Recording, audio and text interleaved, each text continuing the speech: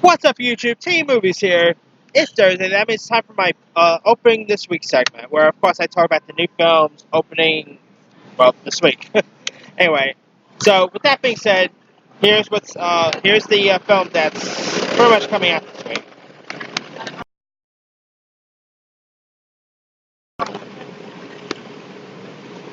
All right. Now the big one. Now there's not really a whole lot to expect.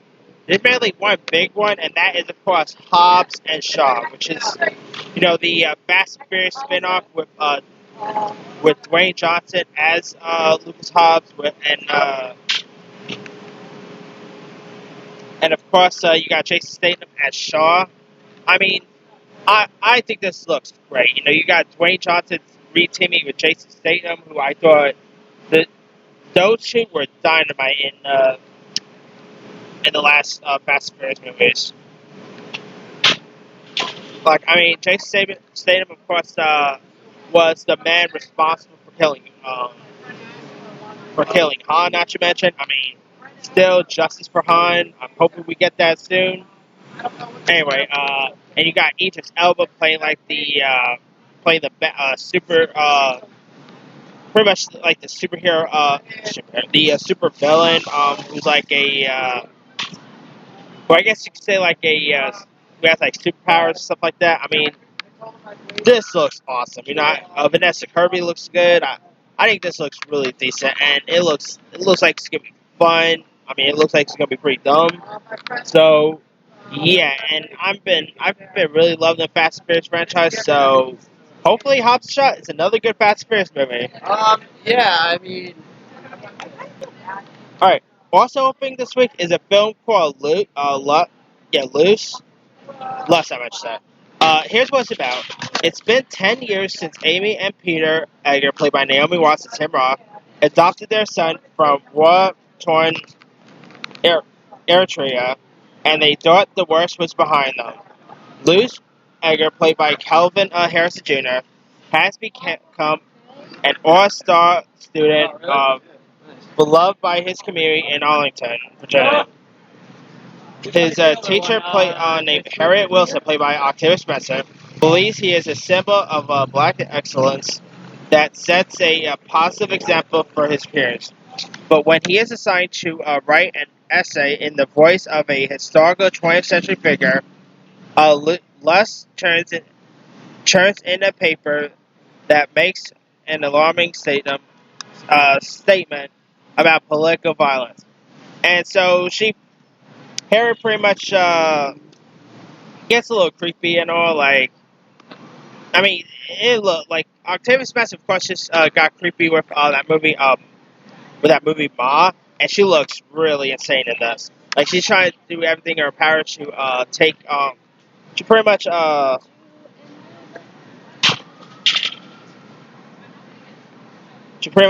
get lots of people to not like Luce and all that, and like she does crazy stuff to really get the kid in trouble and all. I mean, it looks insane. Octavia Spencer. After seeing Ma, I could say that she could go crazy pretty well, and this definitely looks like it's gonna show it. The movie just premiered at Sundance with rave reviews. So yeah, I'm really looking forward for this. I think it looks, I really like the trailer. I think it looks really interesting, and I'm definitely checking this one out. All right. Next up is a film called The Nightingale. Now, the film takes place during the colonization of Australia in 1825 and follows Claire, played by Aisling Franciosi, a 21-year-old Irish convict. Having served her 7-year sentence, she is desperate to be free of her abusive master, Lieutenant Hawkins, played by Sam Claflin, who refuses to release her from his chains. Claire's husband, Aidan, played by Michael Shasby, retaliates and she pretty much becomes the victim of horrifying crime at the hands of the lieutenant and his cronies. When British authorities fail to deliver justice, Claire decides to pursue Hawkins, who leaves his post So like unable to find compatriots for her journey, she's like forced to enlist the help of a young tracker named Billy, played by this actor named Buck Kiley Gardner Barr. And this looks like it's gonna be pretty. And so she of course looks to take down the lieutenant and all that. And this looks bloody violent. I mean, it looks insane. It looks like it's gonna have lots of violence in it. Like from what I've seen, it looks like it's gonna have some bloodshed. I mean, people are calling this one of the sickest movies of the year, and yeah, I'm definitely interested in it. I think the trailer looks pretty cool. The cast looks interesting, so I'm really intrigued by this. All right. Also, at this week, there's a film called Madison the Method, which stars Jason Mewes and is directed by him. Where he actually pretty much plays like himself, who gets tired of being typecast when auditioning for roles. So, following the advice of his buddy Kevin Smith, he ends up reading a book on method acting, and he wants to try to get into more method acting, and pretty much he also finds himself going like very crazy throughout it. I mean, it has an interesting cast. Like you have Dean Cain in this, Terry Hatcher. Stan Lee, which is I believe it's like his final Stan Lee's final role. It looks really good, and I really like Jason Mewes. Whether it's Jay and Silent Bob Strike Back, I mean, actually, all I know him is from Jay and Silent Bob. I think I've seen him in other stuff as well, but hey, I like Jay. Oh yeah, not to mention he was in Zach and Mary Make a Porno. So I mean, Jason Mewes has been this is his directorial debut, and the guy has been directed by Kevin Smith so many times. So I'm pretty sure he might have more directed, like he might have experience in this realm. But yeah, I'm actually really intrigued by this, and kind of really looking forward for it. So. Also, at this week, there's a film called Love and Tosha, which is a documentary about the prolific career of young actor Anton Yelchin, who tragically passed away at the age of 27 back in 2016. And this film featured like interviews by J.J. Abrams, I think Chris Pine, as well as Jennifer Lawrence. I mean, this looks really good. Anton Yelchin, man, he gone way too soon. He was a really good, gifted actor. Now, I really sort of teared up when I heard about his passing. Way too soon. And I think it looks really interesting, and I'm kind of interested in it, so I'll probably give this one a shot sometime. Alright, also at this week, there's a film called Them That Follow. Here's what this is about. Deep in the Appalachia, Pastor Lemuel Childs, played by Walter Goggins, presides over an isolated community of serpent handlers and obscure sect of Pentecostals who willingly take up venomous snakes to prove themselves before God. As his devoted daughter Mara, played by Alice Engler, prepares for a wedding day under the watchful eye of Hope Slaughter, played by Olivia Colman, who just won an Oscar for The Favorite. And a dangerous street is unearthed, and she is forced to confront the deadly tradition of her father's church. The film also features Kaitlyn Dever, Jim Gaffigan, Thomas Mann, and Louis Pullman. I saw the trailer for this, and it looks interesting. I mean, this movie also premiered at Sundance with some decent reviews. And, I like the cast involved. Olivia Colman, like I said, recently won her Oscar for The Favorite. I really like Olivia Colman as an actress. Walter Goggins, who doesn't love Walter Goggins? He's always the best. Thomas Mann is a pretty good young actor. I think this looks really interesting, and I like the cast involved, and I'm really intrigued by this. All right. There's also a foreign film out this week called Piranhas, which is based on a book by Roberto Stabiano. Not really sure know a whole lot about this, but it's actually but this is actually a film that actually might get lots of award buzz for best foreign film, and it got like some great reviews. I believe it premiered at Sundance first, and I put this, everyone's like, all right. they supposedly owed him What else? Oh, all right. Another film out this week is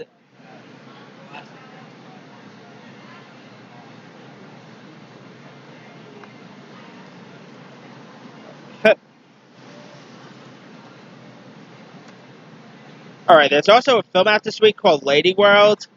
Now, here's what the film's about. In Lady World, 18 girls are trapped at a endless birthday party in the Canis after a massive angelical event. Cut off from civilization in a ruined and powerful house, the girls should organize but instead exploit each other's fears, devolving into dynamic of manipulation and control. I mean, it has an interesting cast too. Like, the cast list includes Maya Hawke, who's pretty much big this year with Stranger Things and Once Upon a Time in Hollywood. I mean, Maya Hawke is really becoming a bigger actress now. Anyway, you also got Odessa Allen from that show Femme. There's Orlia Barrett from Runaways. There's Ryan Simpkins is in this. I mean, this looks really interesting. Like, it also feels like a dark version of a Lord of the Flies. So that going for it. Yeah, this looks really insane. The girls in this all looks insane. I'm really intrigued by this, and I saw the trailer for this, and it looks really interesting. And I'll probably give this one a shot sometime. But also out this week, there's a documentary called Jay Myself, which is a documentary about photographer and artist Jay Mesa. There's a film called Scorched Shadow with Nicolas Cage, where he plays a character named Frank Carver, who's diagnosed with a facial condition, and he ends up being released from prison after serving 19 years of hard time. And so, like, with only a short time left to live, he must desperately try to make amends with the son he left behind while he ends up plotting a bloody course of revenge. It also features Benjamin Bratt is in that. I mean, it's another insane Nick Cage movie, and we all know how insane Nick Cage could get. So, hey, Nicolas Cage could be hits and misses once in a while, but I always love Crazy Nicolas Cage because Crazy Nicolas Cage is always the best. So, yeah, I'll probably give this a shot sometime. All right, there's a film called Teacher. Now, Teacher is about a high school English teacher who receives the word that his students are getting bullied, and so like he then takes it upon himself to provide protection for his students, and so he ends up deciding to take down his real life bully, and of course you got David Dexmlag. I could never really pronounce his last name that well, but he was the Russian guy in Ant-Man. He appeared on The Flash and a few other stuff. I kind of like this guy. I think he's a cool actor. He's probably become one of my favorite newer actors lately. I think this dude's awesome. And also you got Kevin Pollak in this, who's of course on Marvel's Miss Maisel. So I'm intrigued by this. I think it looks pretty interesting.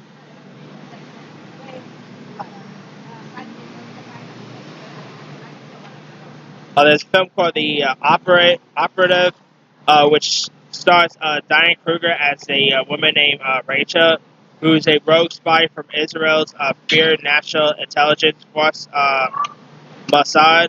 And so, she ends up vanishing without a trace while attending her father's funeral in London.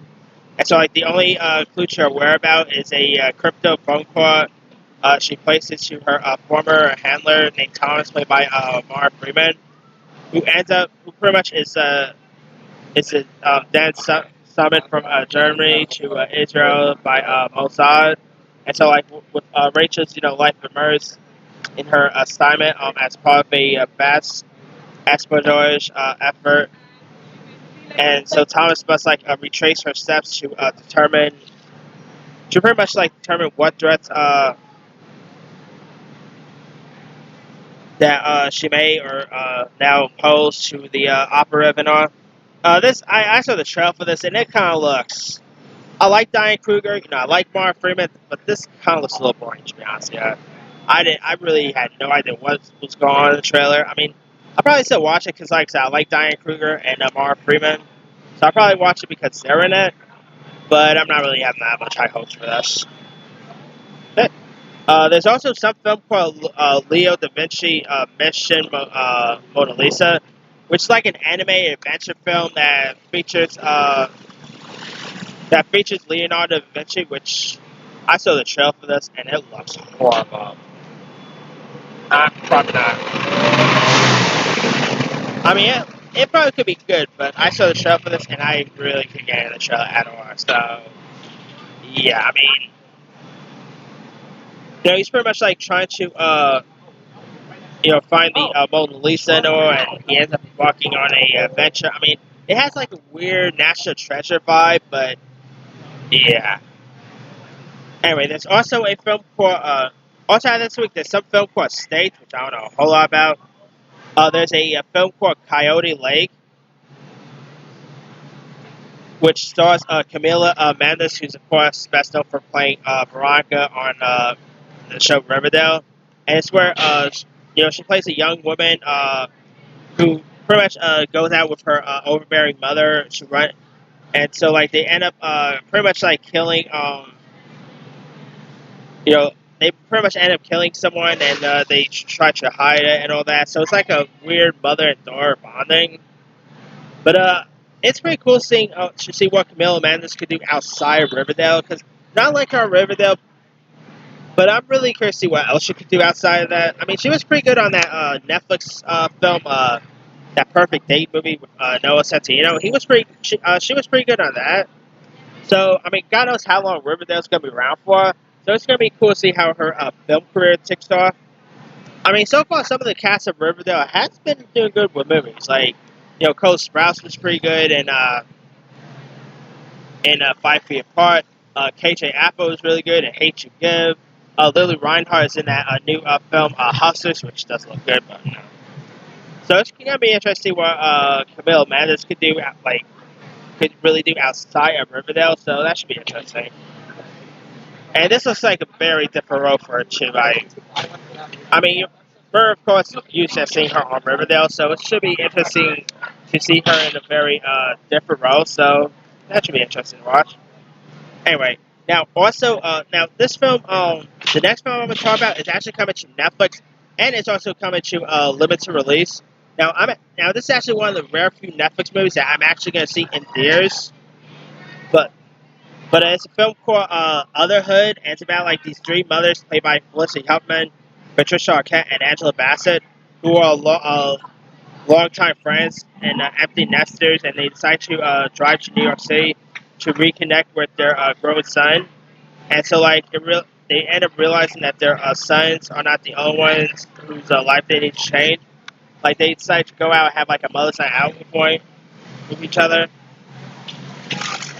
I think it looks really interesting. I mean, of course, it has Felicity Huffman, and of course, she's been in the news lately because the whole college scandal thing. So, I'm pretty sure this is going to be her final film because she's. I mean, the movie was supposed to come out in April. It was supposed to premiere on Netflix in April, but because of Felicity Huffman's conviction and all that, they decided to postpone it to this week. But I'm still curious to see it because, I mean, despite the whole college scandal thing, I really still like Felicity Huffman as an actress. And, I mean, Patricia Arquette is also nominated for an Emmy twice this year for for the act and Escape at Denmark. So there's that. I think this looks really fun. It looks like an interesting movie about motherhood and a movie about friendship, and I'm kind of intrigued by this, and I'll probably give this one a shot. But anyway, let me leave you guys. Which of these movies are you interested in checking out? Drop a comment below. Don't forget to like, subscribe, hit that bell for notifications. This here is Steve Movies signing off.